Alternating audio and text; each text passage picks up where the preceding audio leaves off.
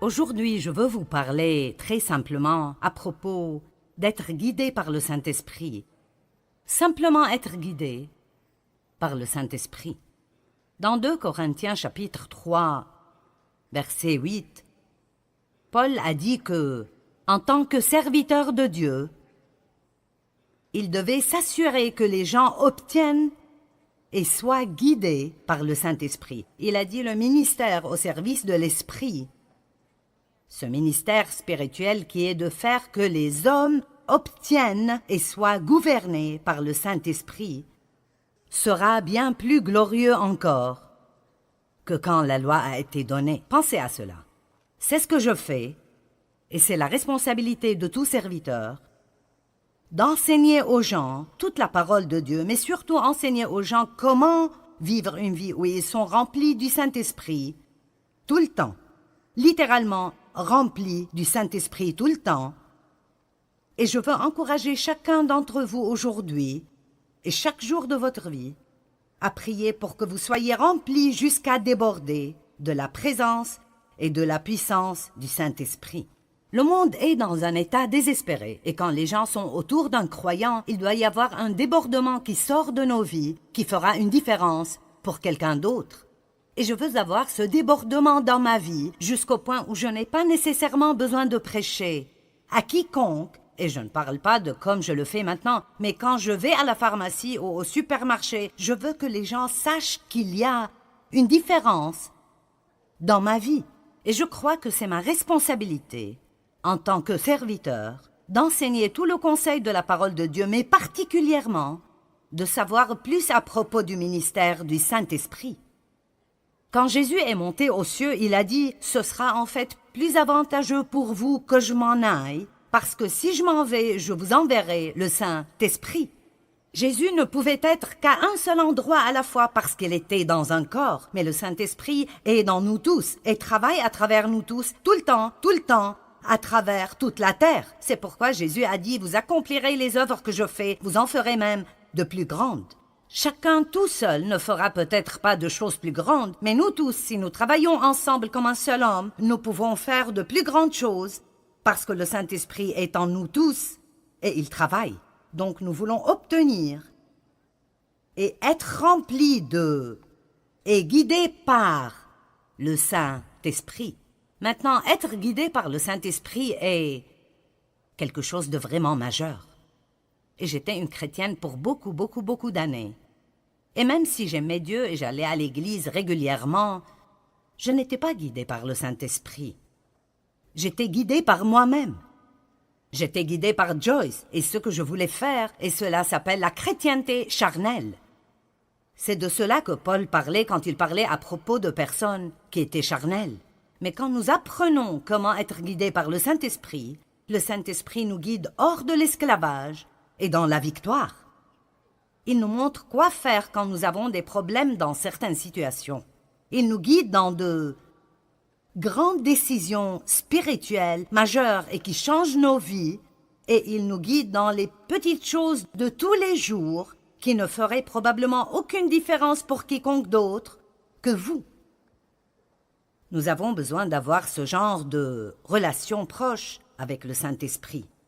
Donc il dit « Je veux que vous soyez remplis et guidés par le Saint-Esprit. » Maintenant, 1 Thessaloniciens chapitre 5, versets 22, 23 et 24.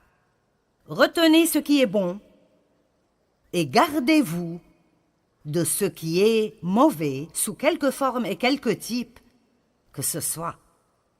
Que le Dieu de paix lui-même vous rende entièrement saints, qu'il vous sépare des choses profanes, vous rende purs et entièrement consacrés à Dieu, et qu'il vous garde parfaitement esprit, âme et corps.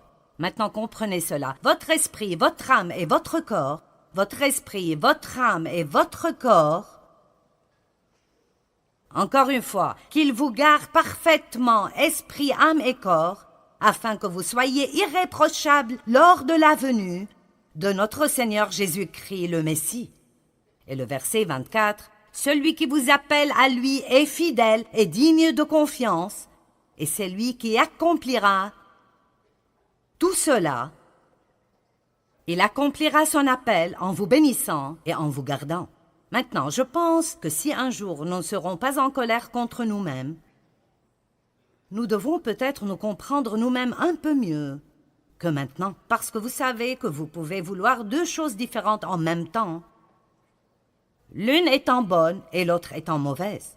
Et vous pensez, quel est mon problème maintenant? Je veux me lever et aller à l'église demain. Je ne veux pas me lever et aller à l'église demain. Je ne veux pas manger cette glace au chocolat. Je veux manger cette glace au chocolat. Je veux te pardonner. Je veux rester en colère contre toi tout le reste de ma vie. Eh bien, ce qui arrive est ceci. Ceux-ci sont nos petits amis aujourd'hui. Le corps, l'âme et l'esprit. Nous avons une petite lumière dans notre esprit. J'ai pensé que c'était plutôt génial. Alors, quand nous sommes nés de nouveau, cette partie de nous, la partie de l'esprit, qui est la partie la plus profonde de notre être, est rendue sainte. Nous sommes lavés à l'intérieur, parce que Dieu ne peut pas être quelque part qui n'est pas saint. Donc, pour qu'il vienne et pour qu'il vive en nous, il doit nettoyer l'endroit avant de pouvoir venir et y vivre. J'aime le dire ainsi, j'aime dire que lorsque nous sommes nés de nouveau, nous portons en nous la graine de tout ce que Dieu est. J'aime un Jean 3,9, il dit que nous recevons la semence divine du Dieu puissant. Nous obtenons une nouvelle nature. Dieu vient vivre en nous et nous avons littéralement tout ce dont nous avons besoin spirituellement pour grandir et être mature et être tout ce que Dieu veut que nous soyons. Alors il dit, je te sanctifierai, esprit. Mais quoi à propos de ce gars-là, l'âme? Mais qu'en est-il de... Vous voyez, nous l'avons bien habillé, n'est-ce pas merveilleux? Le corps. Et nous ne pouvions pas trouver de façon de le faire. Mais le corps aime se vêtir de tout cela et puis se regarder. N'aimez-vous pas cela? La moitié de ceci m'appartient probablement. Voici une petite étiquette qui dit « Je suis génial ». Et nous allons de « Je suis génial » à « Je suis stupide, je me déteste, je m'aime tellement », vous savez. Mais là, cette âme, je ne sais pas ce qui me serait arrivé si je n'étais pas arrivé à comprendre mon âme et la façon dont j'ai été façonné. J'ai appris ceci il y a beaucoup d'années en lisant des livres écrits par Watchman Nee parce que je n'apprenais vraiment cela nulle part alors. On me disait tout ce que j'avais et tout ce qui m'était disponible, mais rien de cela ne semblait marcher dans ma vie et je ne savais pas ce qui clochait. J'écoutais à propos des promesses de Dieu et de comment je pourrais avoir toutes ces choses par la foi, et je luttais si dur pour essayer d'appliquer chaque message que j'écoutais quand j'écoutais des enseignements. Et finalement, j'ai compris que ce dont la Bible dit que c'est à moi à la base est ce que j'ai en Christ. Mais si ça ne sort jamais de mon esprit, dans mon âme, et ne sort pas ultimement à travers mon corps jusqu'à là où les gens peuvent le voir, alors j'irai peut-être bien, mais je n'aiderai personne d'autre. Je ne pourrai pas faire quoi que ce soit pour quiconque d'autre. Et alors ça m'aidait vraiment pour me comprendre moi-même, de réaliser que mon âme, et nous en avons tous une, et ma pensée, ma volonté et mes émotions. Votre âme vous dit ce que vous voulez, ce que vous pensez et comment vous vous sentez. Elle ne vous dit rien à propos de Dieu, elle vous dit tout à propos de vous-même. Alors, votre esprit peut vous guider et vous dire de vous lever et d'aller à l'église, ou de donner quelque chose, ou de demander pardon à quelqu'un, ou de donner une faveur à quelqu'un. Et dans cette partie, la partie de la nouvelle nature en vous, vous voulez vraiment le faire. Vous aimez Dieu et vous voulez le faire. Mais après, votre âme dit « Je n'ai pas envie de faire cela. Je ne veux pas. Et franchement, je ne pense pas que c'est une bonne idée. Il n'était pas très gentil avec toi, pourquoi devrais-tu faire cela? Et alors tout le raisonnement commence à propos de pourquoi vous ne devez pas faire cela, et votre corps veut juste se reposer et faire la sieste, ou manger un beignet, ou quelque chose comme ça. Alors vous devez comprendre, votre corps n'est capable de faire que ce que vous l'entraînez à faire. Il ne peut faire rien d'autre, il est juste plutôt stupide, sauf si vous l'entraînez et le garder sous contrôle tout le temps. Ce n'est pas surprenant que Paul ait dit « Je traite durement mon corps ». Il n'a pas dit « Je nourris sûrement mon corps », il a dit « Je traite durement mon corps ». Ça sonne pareil, mais les mots sont bien différents. Alors, ça nous aide beaucoup de comprendre ceci. Paul a décrit ce même dilemme dans Romains chapitre 7. Et si vous lisez Romains 7 depuis le verset 15 jusqu'à la fin du chapitre, vous penserez, il sait de quoi je parle. Parce que Paul dit, quel est mon problème? Ce que je veux faire, je ne le fais pas. Et ce que je ne veux pas faire, je le fais. Et puis c'est comme s'il avait une conversation avec lui-même. Donc si je ne veux pas le faire, mais je le fais, ce n'est donc plus moi qui agis ainsi, mais ça doit être une autre loi spirituelle à l'œuvre dans mon corps qui me fait agir ainsi. Et puis il continue encore et il dit finalement, qui me délivrera de ce corps de mort? Dieu soit loué, il le fera par Jésus-Christ. Donc, si nous revenons à 1 Thessaloniciens, il a dit « Je vous sanctifierai, corps, âme et esprit. Je le ferai. J'accomplirai mon appel en vous sanctifiant. » Nous voyons que Jésus est le chef et le consommateur de la foi. La Bible nous enseigne dans Philippiens 1,6 que celui qui a commencé en vous cette bonne œuvre la rendra parfaite pour le jour de Jésus-Christ. Eh bien, si Dieu fera tout cela, et si j'ai été sauvé depuis 25 ans et je me suis toujours un désastre, si j'ai été sauvé depuis 25 ans et je suis toujours un désastre, j'essaierai de ce côté. Si j'ai été sauvé depuis 25 ans,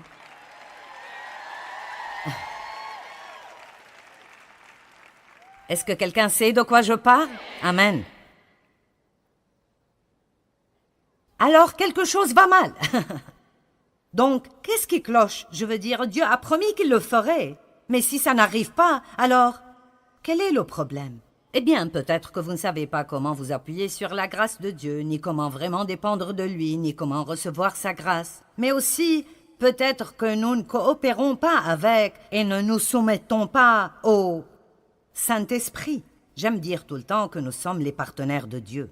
Dieu a sa part et nous avons la nôtre. Dieu ne fera pas notre part et nous ne pouvons pas faire la sienne. Amen. Dieu ne fera pas ma part et je ne veux pas faire la sienne. Et je me mettrais dans les beaux pétrins si j'essayais de faire sa part. Je veux dire, j'ai tellement essayé de changer Dave et ça n'a simplement pas marché. Amen. J'ai essayé de changer mes enfants et ça n'a pas marché non plus.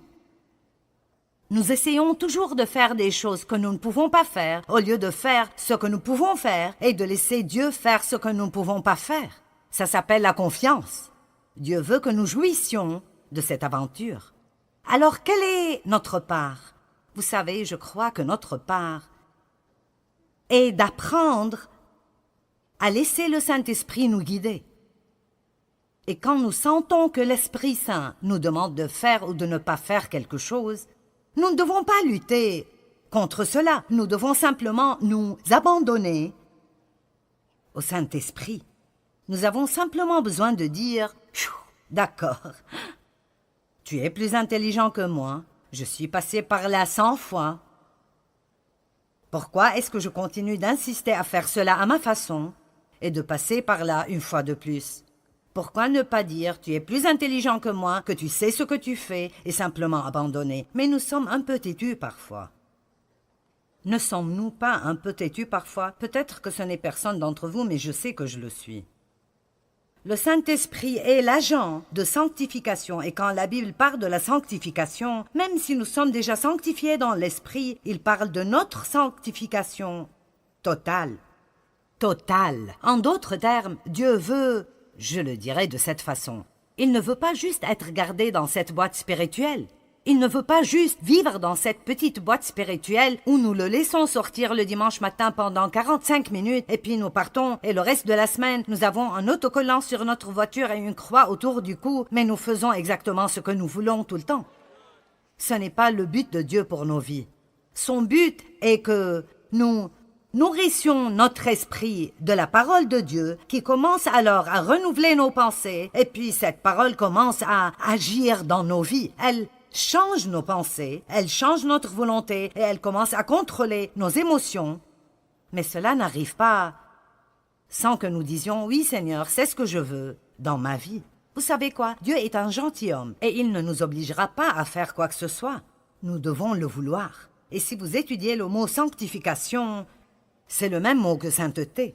Et parfois, quand on parle de la sainteté, les gens sont un peu mal à l'aise. Mais la Bible dit que la sainteté est une récompense.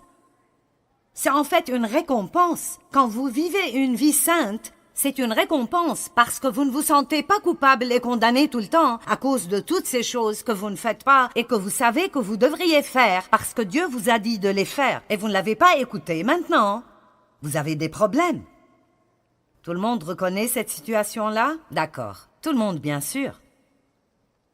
Alors j'aimerais prendre la liberté ici de vous lire un peu de la définition du mot sanctification du dictionnaire grec Vine. Donc ce n'est pas quelque chose que je viens d'inventer. Ça vient des gens qui sont supposés savoir de quoi ils parlent. N'aimez-vous pas mettre le mot expert partout? Eh bien, ceci vient des experts. Donc la sanctification veut dire réservé pour Dieu. Donc la première question que je veux vous poser est: est-ce que vous croyez que vous êtes réservé pour Dieu? Vous ne vous appartenez pas, vous avez été acheté, d'après la Bible, acheté par quelque chose de précieux, le sang de Jésus-Christ. Et cette croix qui est en haut, je leur ai demandé de mettre ça là ce week-end, parce que je veux continuer à rappeler les gens du prix que Jésus a payé pour cette liberté que nous avons quand il a été cloué sur cette croix et a souffert et a saigné et est mort et a payé pour nos péchés. Amen. Et alors, je dois avoir un type de réponse à cela, différent de juste passer ma vie à faire ce que je veux faire. J'aime toujours dire que si Dieu n'avait besoin de nous pour rien, dès que nous sommes sauvés, il pourrait nous ravir d'ici et nous irions dans la gloire. Mais il a besoin de nous. Nous sommes les mains et les pieds, les yeux, les bras, la bouche, les oreilles de Jésus. Il appelle le monde à travers nous. Donc, mis à part pour Dieu. Et puis il dit le type de vie, ou comme j'aime l'appeler, le mode de vie, qui est approprié à ceux qui sont mis à part. Donc, en d'autres termes, si nous sommes mis à part pour Dieu, alors il y a un mode de vie qui doit aller avec cela. Alors, nous ne pouvons pas juste aller à l'église et continuer à vivre avec un mode de vie profane et impie toute la semaine.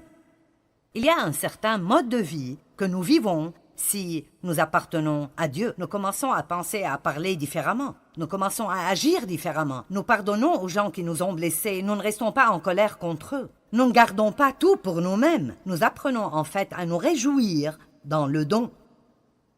Nous sommes bons envers les gens. Nous voulons faire des choses pour les gens. Ça devient une marque déposée dans nos vies de voir combien de gens nous pouvons en fait rendre heureux.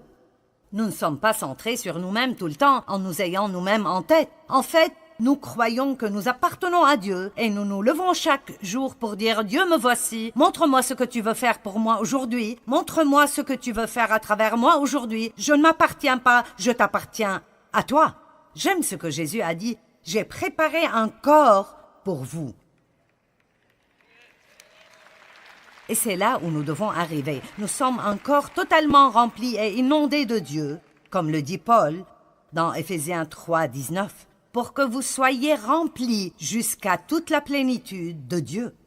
Je vous le dis, quand vous arrivez au point où vous n'essayez pas de faire ce que vous voulez tout le temps, la vie devient si merveilleuse. Elle est absolument merveilleuse. Combien de vous savent ce que les feux d'arrêt sont? Vous arrivez à un feu d'arrêt et si le feu est vert, vous pouvez y aller. Et si le feu est orange, c'est supposé signifier « faites attention ». Ce ne serait pas très sage d'y aller. Mais la plupart d'entre nous pensent juste que ça veut dire « dépêche-toi et passe avant que le feu devienne rouge ».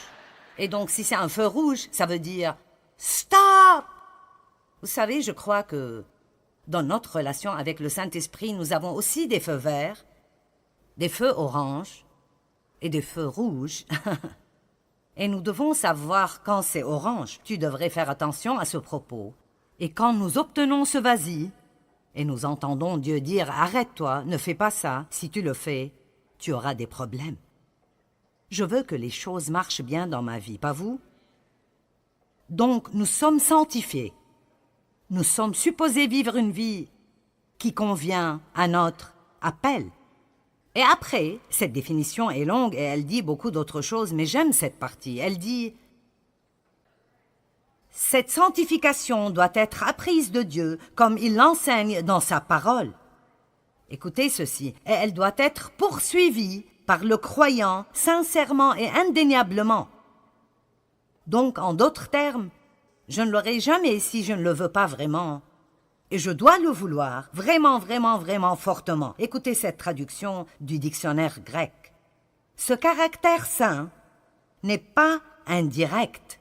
Il ne peut pas être transféré ou imputé, mais c'est une possession individuelle bâtie petit à petit comme le résultat de l'obéissance à la parole de Dieu. Savez-vous que vous pouvez attraper des maladies, mais vous ne pouvez pas attraper la bonne santé?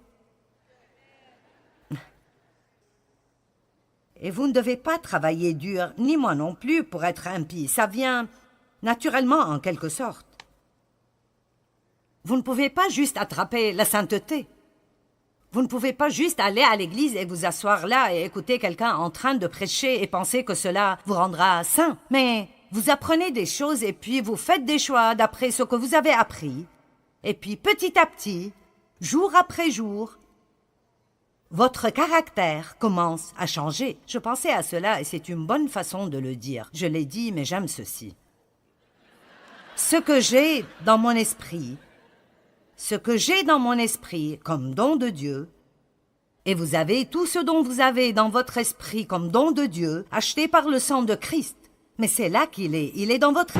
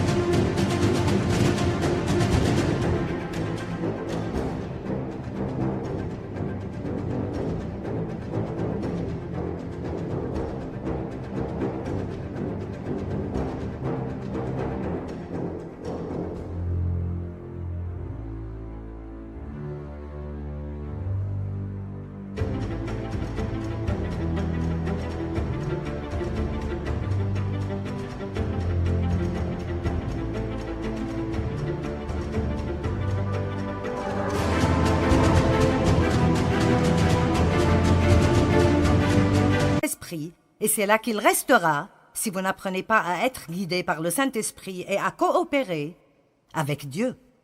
Ce que j'ai dans mon esprit n'est pas mon caractère, c'est ma position en Christ. C'est qui je suis en Christ.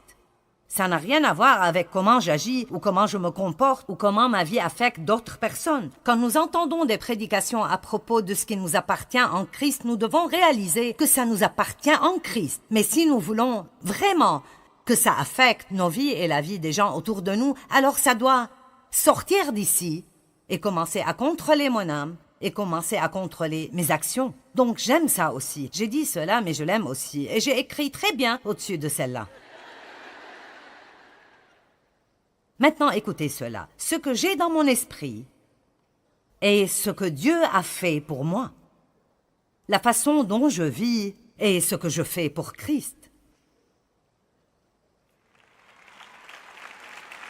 Amen. Ce que j'ai dans mon esprit est ce que Christ a fait pour moi. Mais quand quelqu'un m'énerve et mes émotions se déchaînent, et je ne veux plus être bon envers lui, et je veux me dire à son sujet, je veux dire à tout le monde ce qu'il a fait, mais je reçois un feu rouge. Vous me suivez? Je ne vous perds pas, j'espère. Et je reçois un feu rouge dans mon esprit. Non, non, non, j'ai entendu la parole. J'étais là quand le prédicateur a enseigné à propos du pardon. J'ai entendu ce message. Maintenant, c'est le moment de le faire. Amen. Vous savez, nous sommes vraiment excessivement éduqués à l'Église.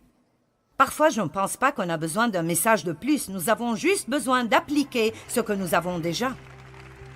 Amen.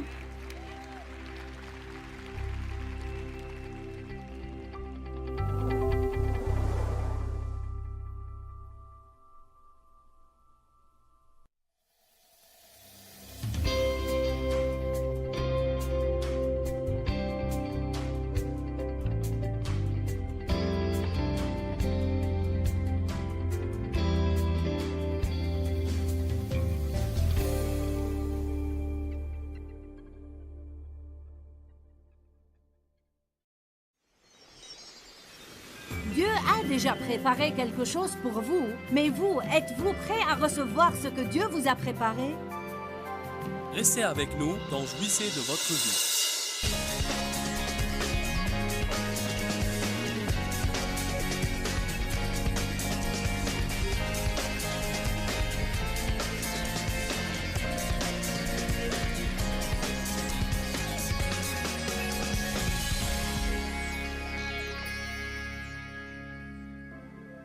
Êtes-vous prêt pour ce que Dieu vous a préparé?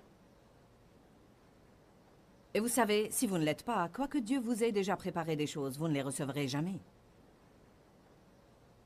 Quand on arrivera au ciel, combien de bénédictions non réclamées va-t-on trouver avec notre nom dessus, qui étaient en réserve dans notre casier? Je crois vraiment ce que je dis. Et je peux le prouver bibliquement.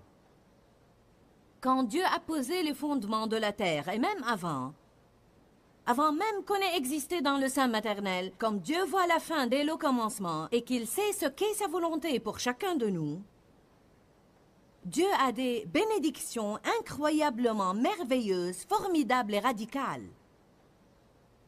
Bénédiction de circonstances, bénédiction d'accointance. Toute bénédiction n'est pas forcément une bénédiction financière. Et bien sûr, des bénédictions financières. Et non seulement bénédictions, mais faveurs. Savez-vous comme c'est merveilleux d'avoir la faveur? Ou d'être suffisamment conduit par l'Esprit de Dieu pour être à la bonne place au bon moment? Moi, je voudrais certainement réclamer et profiter et apprécier autant de mes bénédictions et autant de mon héritage qu'il m'est possible d'avoir. Pour deux raisons. Premièrement, nous voulons tous jouir de la vie. Et deuxièmement, je crois que Jésus est mort pour cette raison. Et je crois que ça lui apporte de la joie. Quand on devient assez adulte pour pouvoir recevoir la plénitude de ce qu'il a pour nous. Je ne sais pas si vous pensez différemment, mais moi, je ne veux pas passer ma vie à parler de la terre promise et ne jamais y entrer. Je veux y vivre. Éphésiens chapitre 2, verset 10. Car nous sommes l'ouvrage de Dieu. C'est lui qui nous a fait. Nous avons été récréés, nés de nouveau, en Jésus-Christ, pour les bonnes œuvres que Dieu a prédestinées et préparées d'avance afin que nous les pratiquions, que nous suivions les chemins qu'il a préparés d'avance pour que nous nous y engagions et nous vivions la bonne vie qu'il a arrangée au préalable et a préparée pour nous. Il dit qu'avant même qu'on soit arrivé ici, Dieu avait formé des desseins bienveillants en notre faveur. Il a conçu à l'avance un bon plan pour notre vie. Il a présenté un bon chemin et il a dit, maintenant, tout ce que vous devez faire, c'est le prendre. Allez, marchez-y. Puis, si vous voulez bien aller à 1 Corinthiens 2, 9.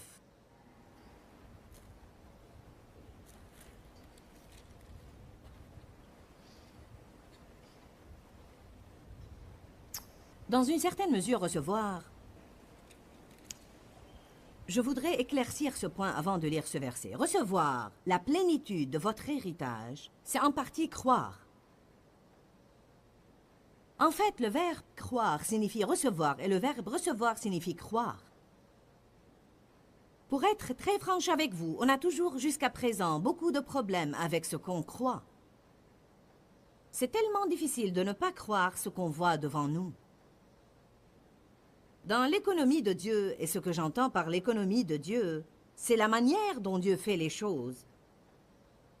Suivant les lois spirituelles, parce qu'il y a des lois spirituelles qui régissent le royaume de Dieu. Il y a des lois spirituelles qui gouvernent les choses du royaume. Les semailles et la moisson, par exemple, sont une loi spirituelle. Vous ne pouvez pas l'éviter, ça marche à chaque fois. Vous moissonnez ce que vous semez. Un point, c'est tout, c'est sans discussion. Qui sème la miséricorde moissonnera la miséricorde. Qui sème largement moissonnera largement. Qui sème chichement avec une mauvaise attitude moissonnera chichement avec une mauvaise attitude. Ah, si l'on apprenait que cette seule loi, ce que l'homme sème, il le récoltera.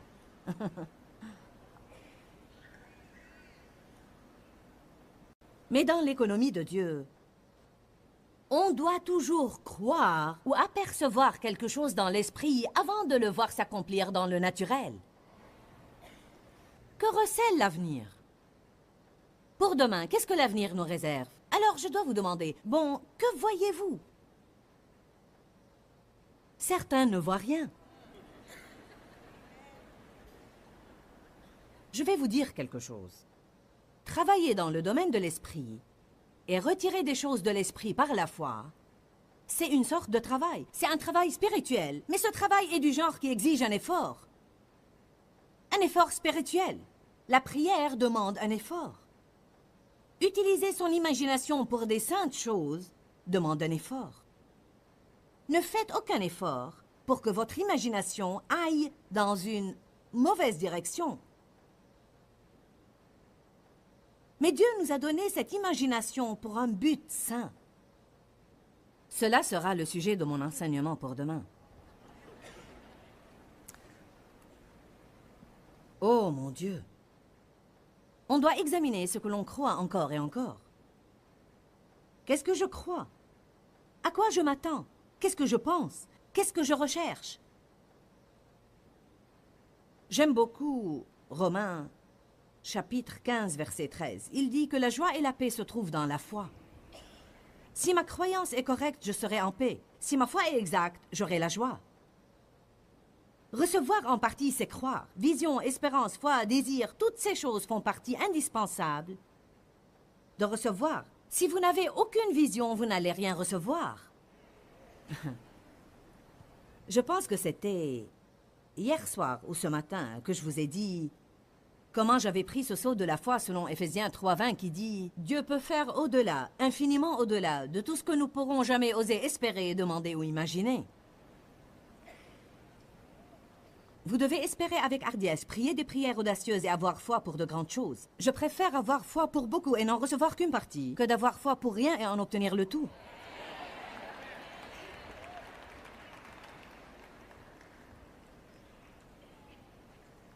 Je vous disais donc que j'ai décidé d'avoir foi pour des choses radicales et j'ai dit une vision nouvelle pour le ministère. Je veux passer à la télé dans chaque pays, chaque ville, chaque jour. Chaque pays, chaque ville, chaque jour. Chaque pays, chaque ville, chaque âme, chaque jour. On a mis de grands panneaux au bureau, de grandes pancartes qui disent cela. Et notre firme des achats médias à Tulsa a mis de grandes banderoles qui expriment cela parce que Habakkuk dit « Écris la vision ». Écris-la clairement et donne-en l'explication pour que tout le monde puisse la voir. Oh, chaque pays, chaque ville, chaque jour. Alléluia. Alors j'ai prié une prière qui ne m'a même pas semblé raisonnable. Mon intelligence faisait tilt, tilt, tilt. Et même à ce jour, quand je dis cela, ça me gêne.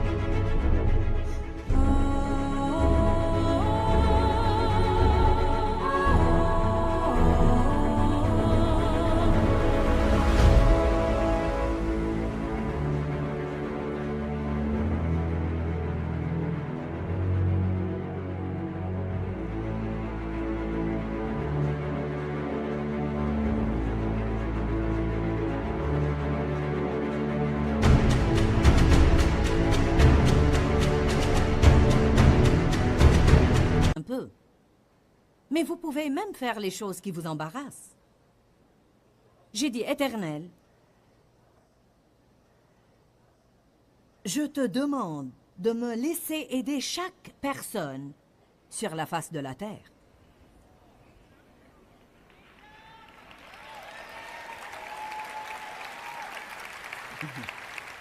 Voyez maintenant, certains diraient, « Hé, pour qui tu te prends? » Absolument personne.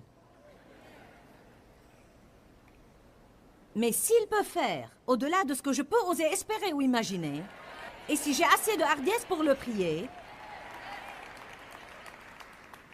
comment est-il possible qu'une seule personne fasse cela? Eh bien, si ça va être fait, c'est à travers les médias.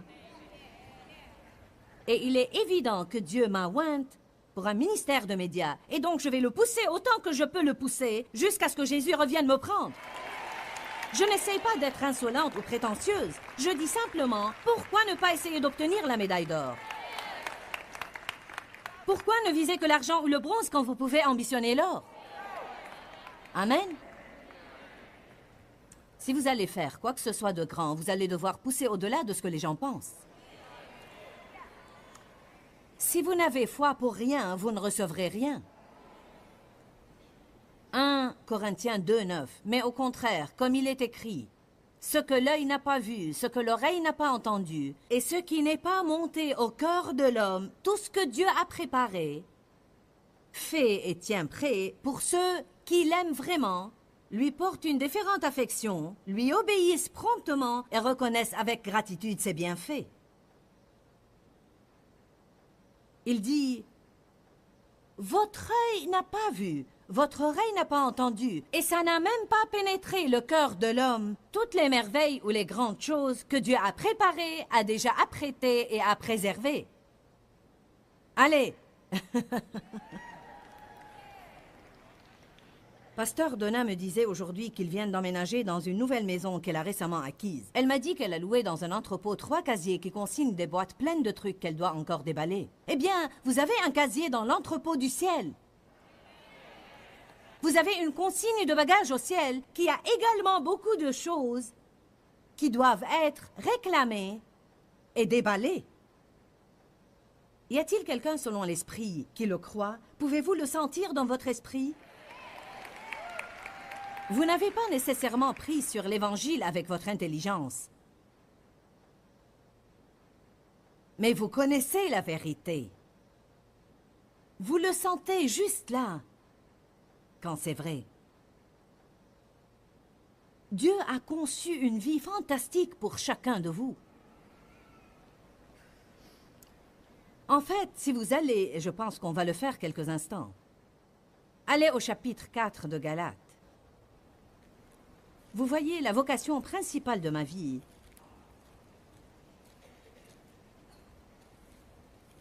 est vraiment d'aider les croyants.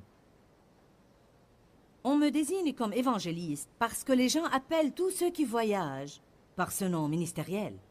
Mais le don que j'ai réellement, un don très prononcé n'est pas celui d'un évangéliste, bien que beaucoup de personnes naissent de nouveau par suite de notre ministère, et j'en suis éternellement reconnaissante.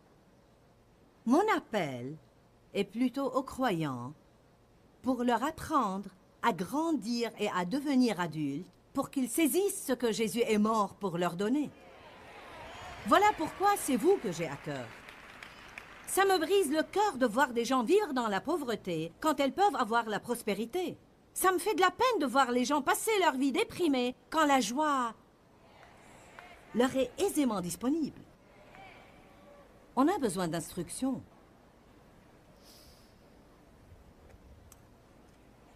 Galates chapitre 4, verset 1 dit « Aussi longtemps que l'héritier, que tout le monde dise « c'est moi ». Aussi longtemps que l'héritier ou l'héritière est enfant et est mineur, il ne diffère en rien d'un esclave, quoiqu'il soit le maître de tout le domaine. Mais il est soumis à des tuteurs et des administrateurs et des régisseurs jusqu'à la date fixée par son père.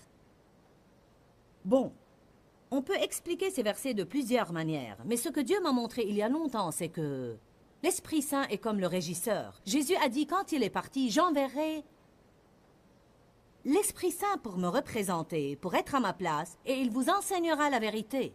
Il vous conduira dans la vérité, il vous rappellera ce que j'ai dit, et il transférera en votre nom, c'est ce que l'Écriture dit dans Jean 16, tout ce que le Père possède. Jésus dit, tout ce que possède mon Père est à moi. Et le Saint-Esprit vous le transférera et il sera vôtre. Donc, tout ce que Dieu possède, Jésus est mort et s'est tenu à la brèche pour pouvoir le recevoir du Père étant le sacrifice parfait, et puis nous le donner par sa grâce et miséricorde, alors que nous faisons deux choses. Non seulement y avoir foi, mais aussi nous y préparer. Dieu a déjà préparé quelque chose pour vous, mais vous, êtes-vous prêt à recevoir ce que Dieu vous a préparé? Il dit, un héritier ou une héritière peut légalement être maître de toute la propriété et malgré cela, dans sa vie concrète, ne différer en rien d'un esclave tant qu'il est enfant. Exemple pratique. Tous nos enfants ont maintenant atteint la majorité et recevront une part égale de tout argent ou propriété que nous laisserons. Mais notre plus jeune fils n'avait que 11-12 ans quand nous avions fait notre premier testament. Dans ce testament, nos directives étaient qu'il ne recevrait sa part de l'héritage que quand il aura 21 ans. Bon, pourquoi avons-nous fait cela? Non pas parce que nous l'aimions moins que les trois autres, mais nous l'avons fait car nous l'aimions et nous savions qu'en tant qu'enfant, il n'aurait pas assez de sagesse pour savoir ce qu'il doit faire avec l'argent et nous ne voulions pas que ça lui nuise.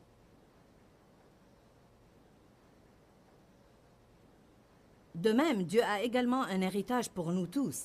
Mais nous ne pourrons le recevoir que si il est légalement à nous. C'est pourquoi vous entendez des prédicateurs vous exhorter à propos des promesses et comment on a toutes ces choses en entrepôt pour nous achetées par le sang de Jésus. Ça pourrait déconcerter les gens s'ils ne comprennent pas cette deuxième partie parce qu'ils pensent « j'entends parler de cette terre promise ». Et j'entends parler de toutes ces promesses et toutes ces bonnes choses et la prospérité et la guérison et le succès et toute cette victoire. Quel est donc mon problème? Ne me jetez pas des pierres. Grandissez!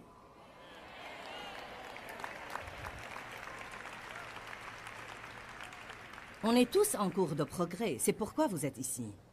Et voilà pourquoi les gens regardent ce programme en ce moment à la télé partout dans le monde, parce que vous voulez progresser avec Dieu. C'est considérable d'en venir au point où vous dites « Éternel, je veux savoir ce qui ne va pas en moi.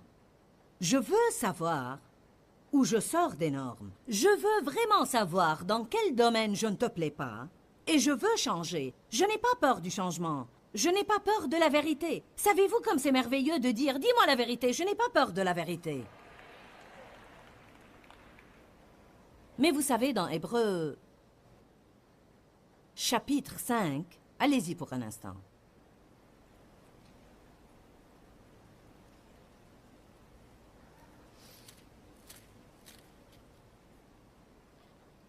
Dans Hébreux, chapitre 5,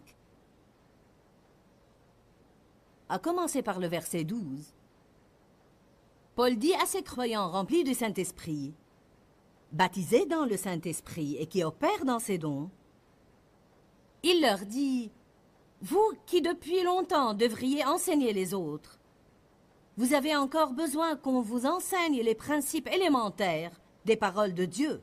Vous en êtes venus à avoir besoin de lait et non de nourriture solide. Les bébés ont besoin de lait. Tout le monde ne peut pas digérer la nourriture solide. Certains, si vous essayez de leur donner de la viande, ils vous la crachent. Or, quiconque en est encore au lait, ceux-ci sont ceux qui ne peuvent pas supporter une parole solide. Une parole solide est une vérité qui vous convainc.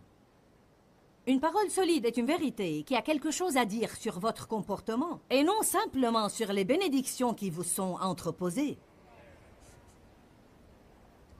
Il dit « Quiconque en est encore au lait, quiconque ne peut se nourrir que de lait, n'a évidemment pas l'expérience et ne peut goûter la doctrine de justice. » Qu'est-ce que ça veut dire? Ils ne savent pas qui ils sont en Christ. Ceux qui ne savent pas qui ils sont en Christ sont insécurisés. À ces personnes qui manquent d'assurance, vous ne pouvez pas dire la vérité parce qu'elles se sentent déjà si mal à propos d'elles-mêmes. Si vous essayez de leur montrer la vérité au sujet de quoi que ce soit dans leur comportement qui doit changer, ça ne fait qu'augmenter leur sentiment d'insécurité. Afin de recevoir la vérité, afin de recevoir correction de la parole de Dieu, vous devez savoir qui vous êtes en Christ et vous devez savoir séparer qui vous êtes de ce que vous faites.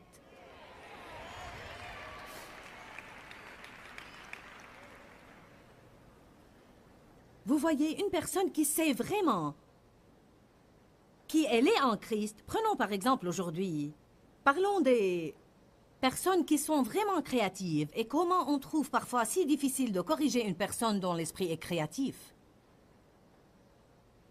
Parfois, les gens qui sont très créatifs sont également très sensibles. Cela fait partie de leur don, mais ça peut également jouer en leur défaveur. Et les choses qu'ils créent, je veux dire les belles choses qu'ils conçoivent, font tellement partie d'eux qu'ils ne savent pas différencier ce qu'ils font de leur propre personne.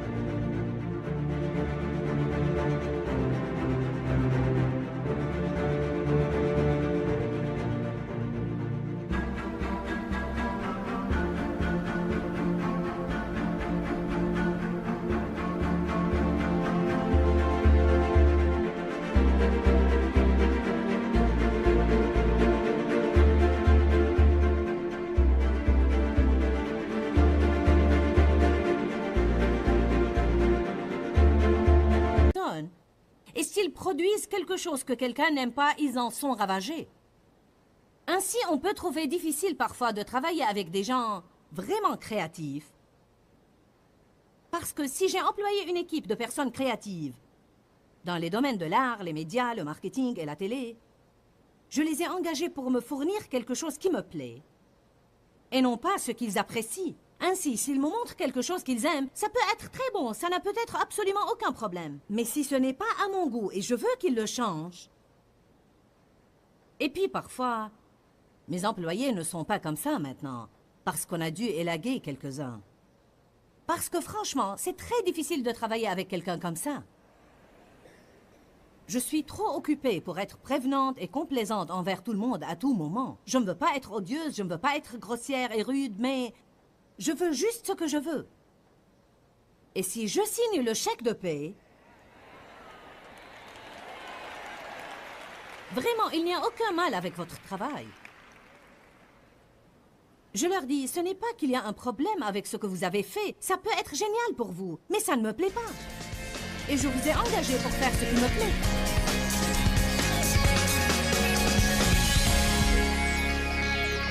Eh bien, êtes-vous prêts pour tout ce que Dieu a préparé pour vous? C'est une question qu'on a tous besoin de nous poser parce que je crois vraiment que Dieu a de merveilleuses choses prévues pour votre avenir. Mais peut-être que vous devez vous préparer pour cela maintenant. Est-ce que Dieu est en train d'agir sur vous? La Bible nous dit qu'on doit grandir en Dieu, on doit devenir adulte. On doit faire mourir les convoitises de la chair et nous préparer pour ce que Jésus est mort pour nous offrir. Il veut que nous jouissions de nos vies.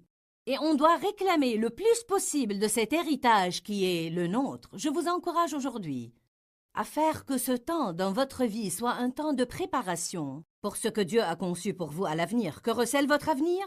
Votre avenir comprend de grandes choses. Je crois que l'avenir de chaque personne renferme de grandes choses. Mais si vous ne vous préparez pas pour ces choses-là, quand le temps viendra où Dieu voudra les libérer dans votre vie, il devra vous passer outre parce que vous n'avez pas fait ce que Dieu vous a dit de faire quand il vous a dit de le faire.